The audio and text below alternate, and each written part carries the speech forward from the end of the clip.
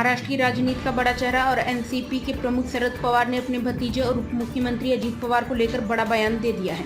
उन्होंने अविभाजित एनसीपी की वापसी की सभी अटकलों को साफ तौर से खारिज कर कहा है कि वह अजीत पवार के साथ वापस नहीं आएंगे। शरद पवार ने स्पष्ट रूप से कहा कि वह कभी भी बीजेपी समर्थित गठबंधन का हिस्सा नहीं बनना चाहते। शरद पवार का यह बयान ऐसे समय पर आया है जब कुछ दिन पहले वे भतीजे अजीत पवार के साथ एक पारिवारिक समारोह में दिखे थे।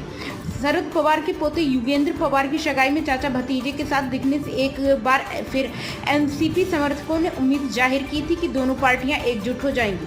हालांकि अब शरद पवार ने अपना स्टैंड क्लियर कर दिया है। ऐसा पहली बार नहीं जब शरद पवार ने अपने भतीजे के साथ आने की अटकलों को सिरे से खारिज किया हो। इससे पहले भी एनसीपी प्रमुख ने जून 2025 में कहा था कि वे ऐसे किसी भी नेता के साथ राजनीतिक रिश्ता नहीं रखना चाहते जिसने केवल ताकत के लिए बीजेपी में हाथ मिलाया हो।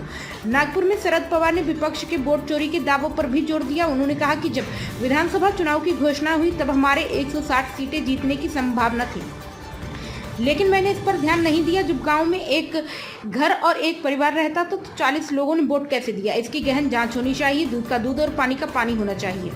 वहीं बीजेपी पर निशाना साधते हुए शरद पवार ने कहा कि विपक्ष को आपत्ति चुनाव आयोग के काम पर है। जब चुनाव आयोग पर आपत्ति है तो उन्हें जवाब देना चाहिए, ना कि बीजेपी को। अगर चुनाव आयोग की जानकारी गलत है तो उसे देश को बताना चाहिए, अगर नहीं तो कार्रवाई होनी चाहिए।